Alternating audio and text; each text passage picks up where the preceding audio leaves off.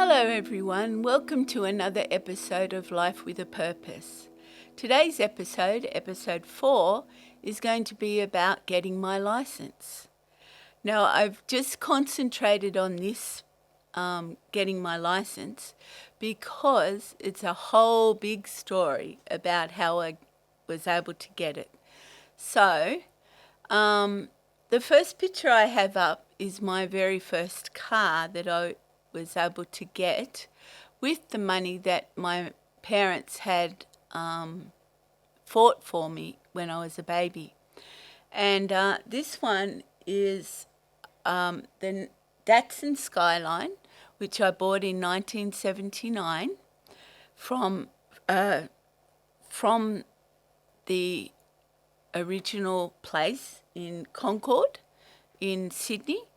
Both my neighbours had worked at the Datsun dealership in Concord. One was the car dealer and the other one worked out the back in the mechanics. And they helped my mum and dad and myself choose the car. So when they said that, oh yes, we'll organise the car for you, I was thinking, now what colour will I have? Red or green? I don't know, but I ended up deciding on the red because they only had the red. So the reason why I'm talking about it first is I had to buy my car to get it modified so that before I could drive the car. And when I say a modification, what I had to do was I wanted the seat back to move back further so I could drive with my feet because there was no way I could drive with my arms. So that's what they did. We organised and we worked out I had to move the seat back 6 inches. So what I wanted was for the bracket of the seat to be able to go back far enough for me to drive, but when I wanted mum or dad to drive it, they could pull the seat forward and drive it just like the average person could drive it. So that was one modification I had to have. Another thing I had to have was also be able to put the seatbelt on myself, which meant I had to have Stork's buckle, and which it actually had. And also I had to be able to turn the blinker on and off and the wipers while in case it was raining, like move from sunshine to rain. So all these modifications were actually in the car except the seat moving back and forward. So that was my main thought, was always to be able to drive my car, but also if mum or dad had to, or in the future my husband had to drive the car, there was a way for him to do that. So this is a very special car for me. This is my brand new first car. I bought it brand new, as I said. But before all this, when I said to mum and dad I wanted to learn to drive, they were thinking about how do we go about helping Sue find out what the best thing is. And I had an older thalidomide friend, Brett, who was already driving with his feet, and he had no arms at all. And they asked him to come over because he was living in Sydney at the time, and he came over and he brought his white car and he took me out to one of the back streets in where I was living, and in Baulkham Hills, and he said he took me out, so I watched him how to drive, and then he stopped and he pulled over and he said, all right, your turn. And I'm going, oh no, I really am going to drive. But to be honest, his car was really the only one I could drive because it had those modifications in it that I needed. So anyway, I got out of the passenger side and he got out of the driver's side and we swapped. And I got in the driver's side. And I didn't take it very far because I was nervous because it was his car and I didn't really know how to drive the car. But I took it probably about 500 metres down the road. And and then I thought, okay, I've had enough. I'll get out. I need to get out. So I said, Brett, how do I stop it and turn it off? So I just put the brake on, and he put the handbrake on and just stopped it, put it in park and everything. I mean, he showed me where park and drive was and that, which I did. But I got nervous because knowing it wasn't my car and also not knowing how that car worked. But anyway, it was a good test, and so we stopped, and we swapped again. He got back in the driver's seat and I got in the passenger seat, and he took me back home. And in that time I was smiling and I was shaking. I was really nervous. But when he took me home and he stopped in for a while. He went in to see Mum and Dad in the dining room, and I went into the bathroom because I wanted to go to the bathroom. And I wanted to get myself together because I was really shaking. But when I finally came out, in the bathroom, I looked in the mirror and go, yes, I really want to drive, even though I was nervous.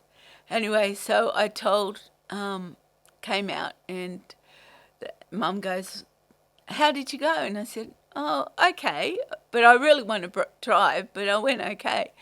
Anyway, so then we talked and with Brett, and we said thank you, and he left. And so then Mum and Dad had to go about looking for where to buy this car, and as I said before, with the neighbours working in the dealership. So eventually I was able to go over to Concord, to the Datsun warehouse there and showroom, and I picked out my car, which is the Datsun Skyline. And I think the best thing for me was to have this car brand new and be able to have it and be mine and get to know it. But the first thing is I just remembered that, I couldn't just go like other people could and get a driver's license, a driver's learner's permit. I had to actually go book in and see a man by the name of Mr. Tui, and he took care of Brett, and I think he took care of Laura as well, because she's another one that drives with the feet. And anyway, we had the appointment. Mum and I and my neighbour came with me with the car, Mr. Dobson, and he drove us in. But on the way in, he took us. Oh, sorry. Before that, it had to be in the dealership for about 2 weeks to get these modifications done before I could do anything. And so what happened was, when it was ready, Mr. Dobson brought it home to my place, and then when we booked in with Mr. Tui, he said, look, I'll come with you and I'll just show you how to drive it before you go to the what is it, RTA, I think we called it at the time, Roads and Traffic Authorities.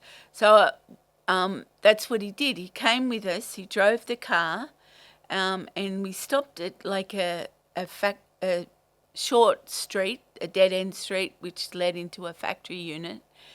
And we stopped around near the gate, and he showed me the gears quickly, and then I got into the driver's seat, and he showed me how to get in, how to put my seatbelt on, and then how to start the car, because I think I had to start the car with the key as well at that time. And so I had a bit of a 10-minute practice on the car.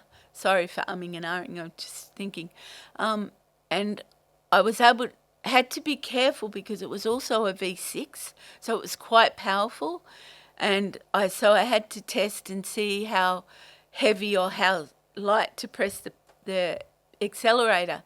So I did that. I did round the cul-de-sac, and I came back and I had to do the 3-point turn and reverse and all those things that they'll want to show me, and how to turn the blinker on while I'm driving, and etc. and things like that, and if I had to get to the wipers as well. And I can't remember where the wipers were, but I knew the blinker was on my right side, so I was able to flick that while I had my foot on the wheel to put the blinker on.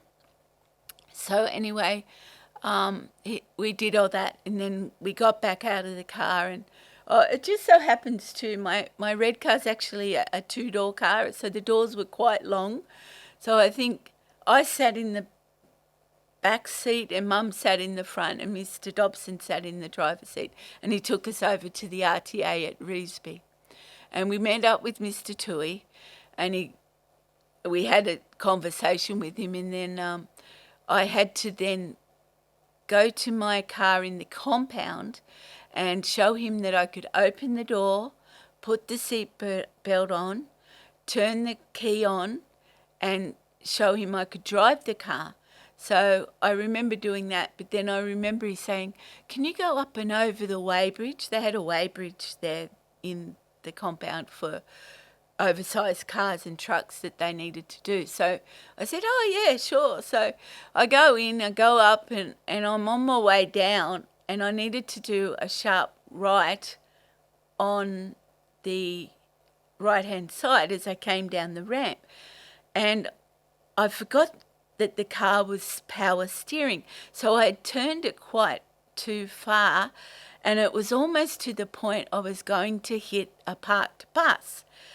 But when I saw what was happening, I put my foot on the brake just before Mr. Toohey put his hand on the handbrake.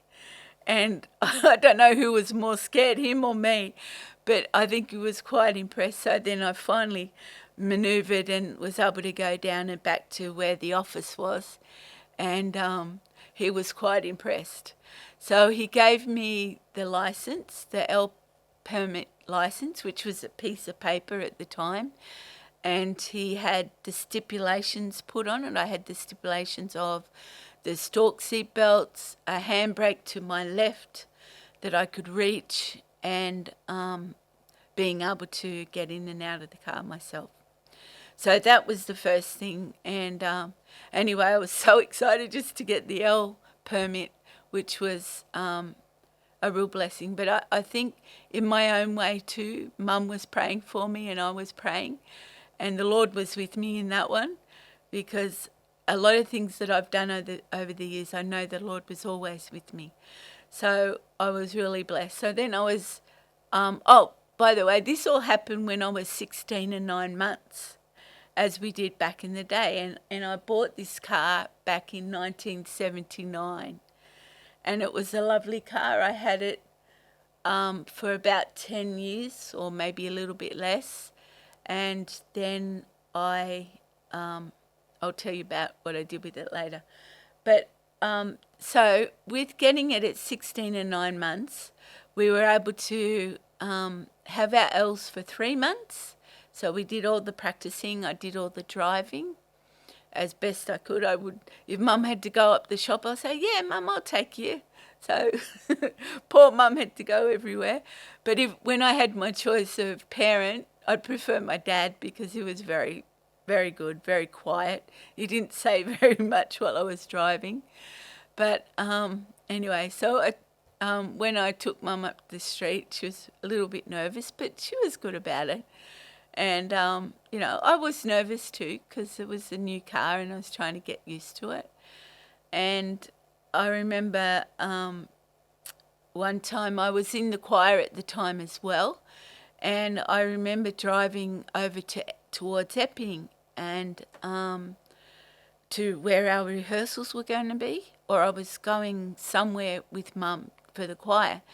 Anyway, we were going along Norfolk's Road, and we got up to where the Norfolk soccer field is, and on the left was a petrol station, but just before that was a street. And I was coming along and I wanted to change into the left lane, so I put my left blinker on, and at quite a distance away from this street, but I still had my blinker on. I'd forgotten to turn it off, or didn't turn it off quick enough. And the lady in the street at the stop sign thought I was going left. So she started coming out. and I saw, uh-oh, I'm going to hit her. So I stood on the brake. I literally stood on the brake as hard as I could, and I did hit her, but I didn't smash into her because it was her side, driver's side, that I would hit. Anyway, thank God he was there because I hit the car, but I didn't damage it. Or my car was more damaged than hers because my car was actually built to crumple if I had an impact accident like that. So anyway, thankfully, she wasn't hurt. She was just stunned. But of course, my car looked a little bit worse for wear. So when we went into the petrol station and the people driving past saw my car and saw me, and I'm thinking, Mum, what are they thinking? I don't know. It's not as bad as it looks, you know. But anyway, we had to call the police, of course, and we got that sorted out. And thankfully, the lady was okay. She was only shaken, but not too bad. She was able to, I don't know if she went home, went to work or what, but anyway, she was quite good. That was one of 3 accidents I had, but that was my first and I think only accident I had on my L's. But anyway, so we sort of, I don't know what happened. I don't even know if I was able to go to choir or wherever I was going, but I didn't get there because I had to tow the car back and Dad had to come and get us. So it was so sort of nerve-wracking in that. And it was a pain too because my car crumpled. I had to wait quite a while for it to get fixed because it would crumple onto the radiator and the radiator would come back onto the motor or however it was made. Anyway, it took 2 to 3, maybe 4 weeks before I could get the car back on the road, and that was a bit of a pain because Mum couldn't drive to to school at Northmead High. We had to catch a bus or we had to get a lift from Dad early. But anyway, you learnt from that lesson quite well. Anyway, I got the car back and I got back into driving and as I said, I would go everywhere and then it came to be about my birthday in April, in 19th, and I wanted to get my license on my birthday. And Mum goes, I don't think that's a good idea. And I said, but Mum, I want to get it on my birthday. But anyway, I didn't. I thought about it and I felt the Lord say, you know, do what your Mum said, just wait a little bit longer. So I did. I waited till about the 10th of May. And then Mum came the time, because I also had to book in an appointment to go and see Mr. Tui again, because he was the only one who was qualified to take us around. And because I think he was also dealing with people in wheelchairs as well and, you know, the disabled as well. So he was that sort of person. And anyway, we booked in and I went over to see Mr. Tui. And he took me again. And he was very impressed. I didn't drive very fast around the area because somebody said to me, I think Dad and Mum said, just take your time, just be natural, do what you need to do. And that's what I did. And I drove him around and did all the instructions he wanted me to do. And then we got back, I parked, and he had to ask me a few questions about, you know, the road rules and stuff. And then he said, okay, and then said, just park the car and come inside and we'll do the paperwork. So I was so excited. He'd passed me the first time. So I was really appreciated that because, you know, coming into Revesby was a bit of a mean feat, really, coming from Baulkham Hills to the other side of Sydney. So it was really, really good. And we were able to, I was able to get my license with my red car. So I just want to explain too that the 3 pictures. The first picture down the bottom of the front of the car, that was me. I think after I got my P's, and I used to go everywhere. And because Mum drove the car to school down to Northmead. The deal was with Mum. I said, Mum, can I take the car home? Because we'd finish about 3. And then I'll come back and pick you up when you're ready. And I did. I did come back. But what I did was I would drive it everywhere and drive it home. And then, so that was when I first got my P's. And then the one with the boots, I put them in because I couldn't find the one down the bottom I wanted to photo, but I finally found it. But the other 2 are later. The one at the top left is when I was moving. No, I think I was going away, and that's my dog Ruthie. She's was a pedigree poodle, and I was going away with the one on the left, and the one on your right. I had moved out to a girl's house in Northmead, and that was me unpacking and what have you. But I had that red car for about 9 or 10 years, and then I had come into some more money. So I thought, you know what? I'll bless my mum with this red car because she knew how to drive it.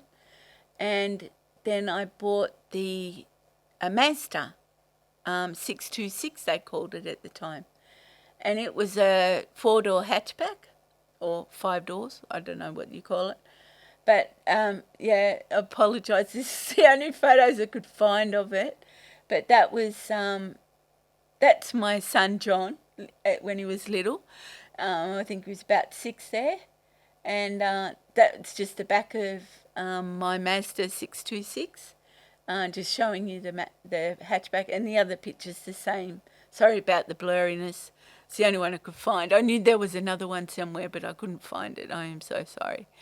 But I just wanted to thank the Lord for allowing me to drive.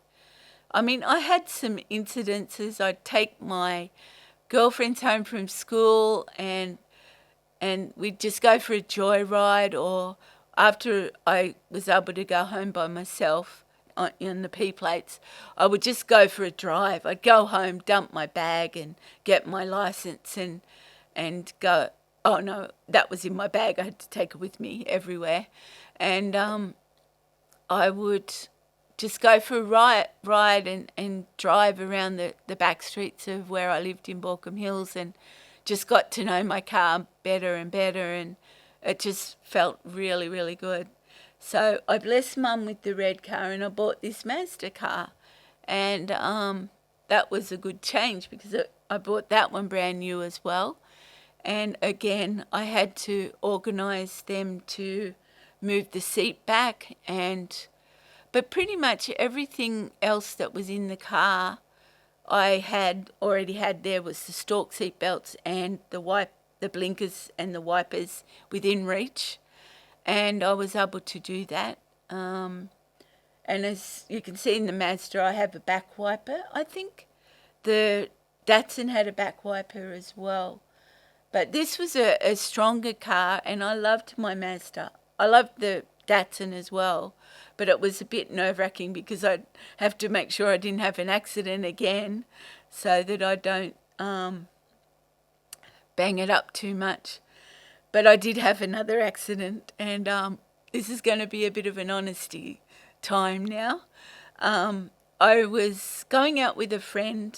I think I was about 18 at the time, maybe a bit older, and we'd gone to a party over to Castle Crag in Sydney there, near the beaches. A friend of mine who was in the choir, she lived in Epping area, but she had a friend that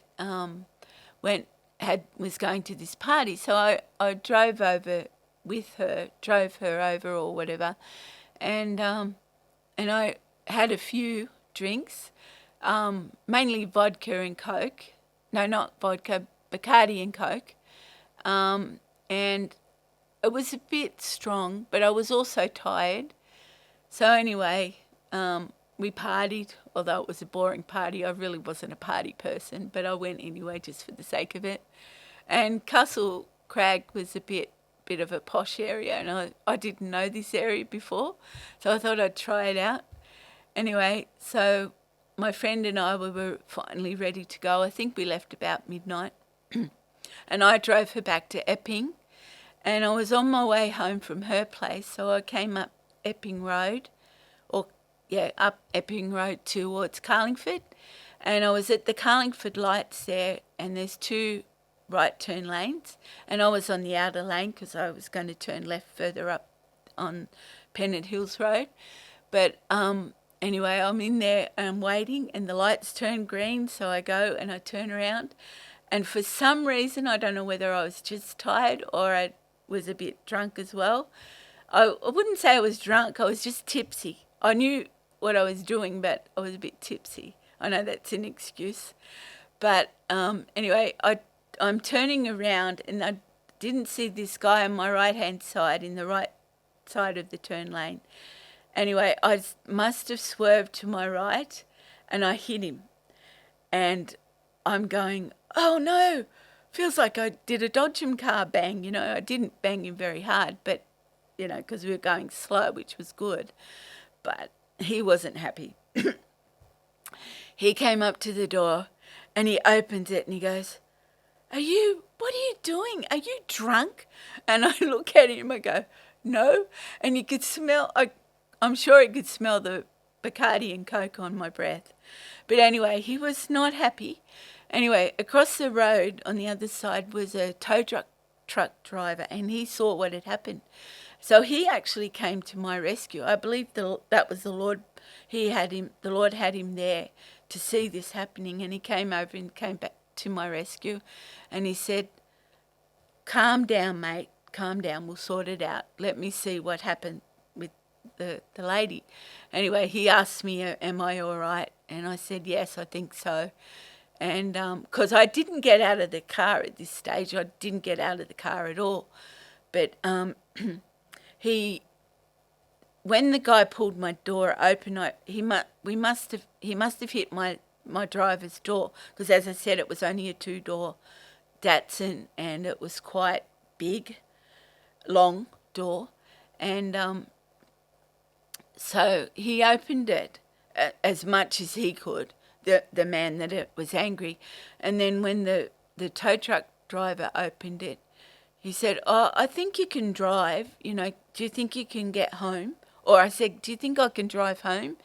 And he said, yes, you can. And he gave me his card, and I think he got the man's details so that I could go home and get my insurance, or my parents' insurance details. So I think that's what happened. But we did exchange addresses and phone numbers and stuff like that, because back in the day we didn't have mobile phones. We just had the phone lines. So I gave him my details, or the gentleman, the tow truck driver, gave me his details for me, because I couldn't write.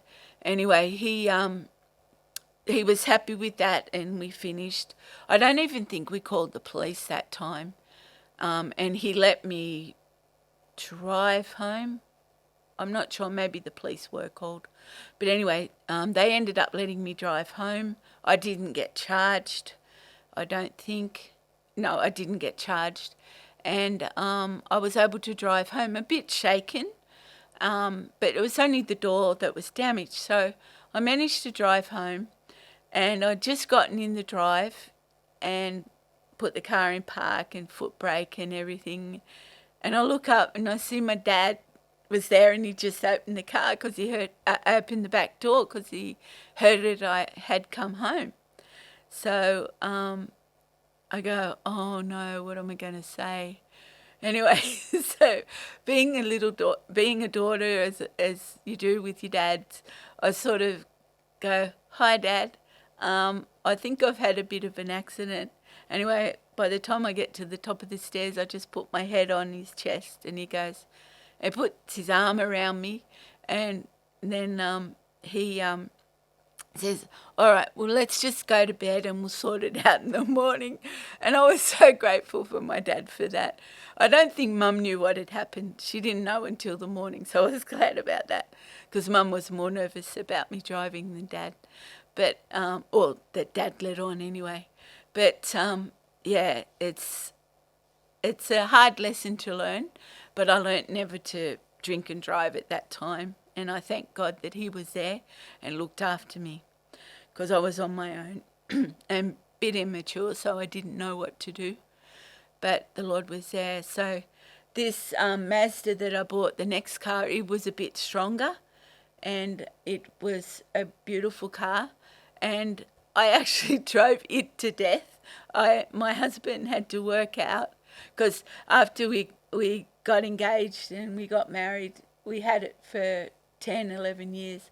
But in that time, we'd also moved to Schofields, and I did a lot of driving back and forth from home and from Parramatta, because that's where my church was. And anyway, I drove the car into the ground. I literally broke 2 engines. He had to put 2 engines in for me, but we got there.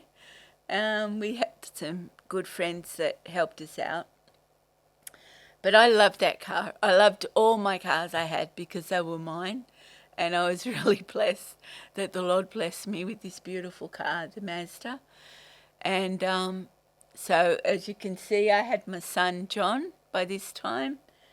And, after about 6 years of marriage that we had him. And then the Mazda drove me everywhere. It was a beautiful car. It was a luxury car. And I loved the Mazda because it had enough room in the front for my legs, my long legs. And so I had that car for many, many years. And then we had to finally say goodbye to the Mazda. I almost cried, but I held back the tears. But we managed to get then a Toyota Corolla, but I don't have a picture of that, I'm sorry. But it was just a white Toyota Corolla, Toyota Camry. And it was another good car. I enjoyed that. And then I think another 10 years after that, we had to get rid of the Toyota Camry. And I was able to buy again a Toyota Orion. And here's the picture of me, just what I look like from the outside to people as I drive. And the other one here is the Toyota Orion, is showing how if I have my knees that far back, that means I can drive in comfort. So that was really, really good. And I loved the the Toyota, because it has all the buttons that I needed.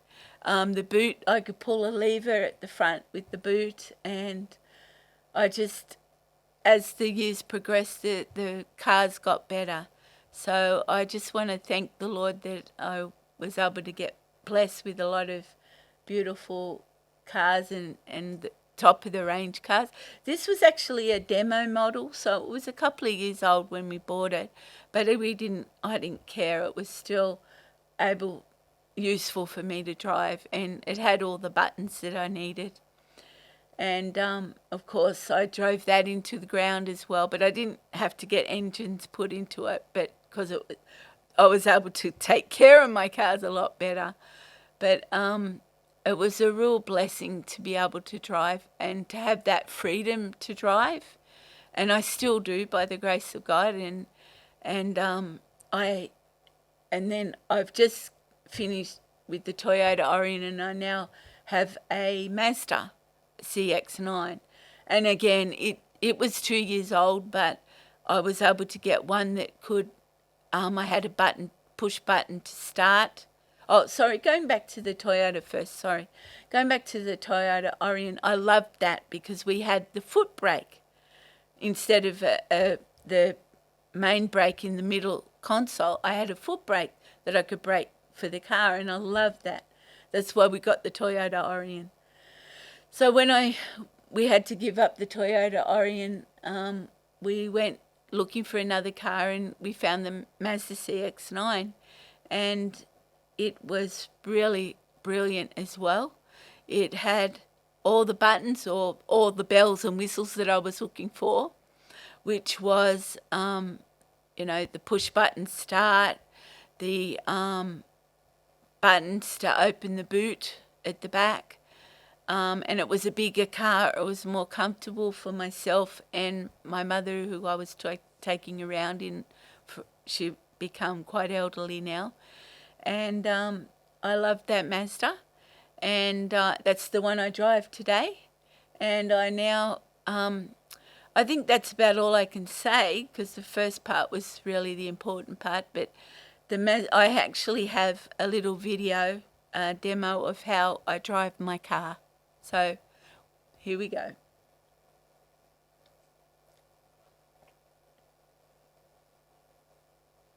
Hi everyone, I'm just going to put my seatbelt on before I go for a bit of a drive.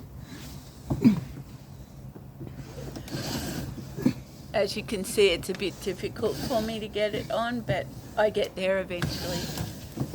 I get it over to my little finger and I'm able to put it into the TORCC seatbelt,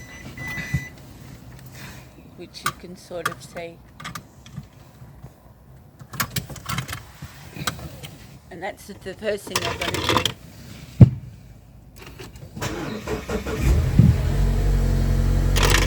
And I'm using the stick now because I'm further away. So that's how I start the car and put my belt on. Now we're going to shut the door and we're going to go for a drive. Little drive to show you. Alright, here's how I do the pedals. Alright, this is the accelerator. So I'll put my foot there. Then when I go to stop, of course, I put this brake on. And then, of course, that and then that. So now we're going to go for a little drive. And you'll have to pause it. My son Luke just getting the information button on. Now we're going to go for a little drive so you can see what I do. Did you see the gear stick? Yep. I'll just go up, down here and up the park and back. I'll try and get the wheel and a bit of you. Yeah, I'll just get the feet. They don't have to see my face. It won't be very long. That's my son Luke, my youngest son, taking a video. Okay. Going right down to the park. Just watching how I drive. I won't go too far.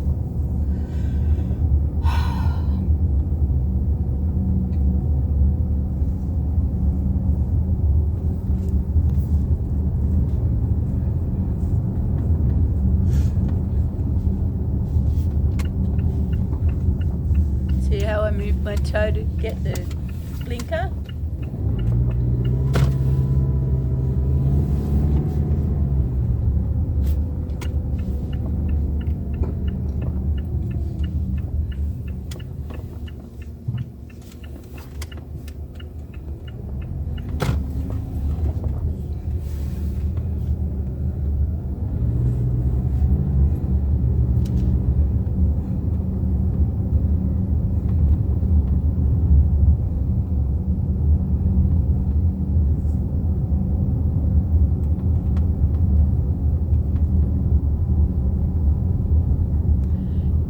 I've got my wiper on the left hand side. I'll explain what I do with that when we finish this little clip.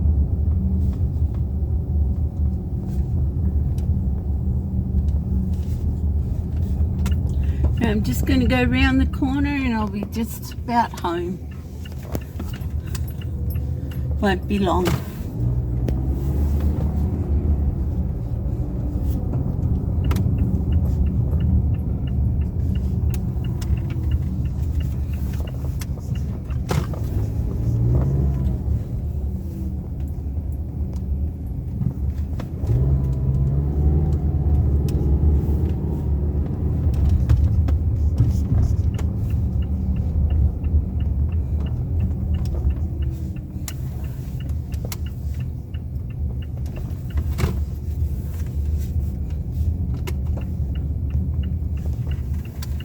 Now I'm just going to reverse into my driveway. Do a reversing.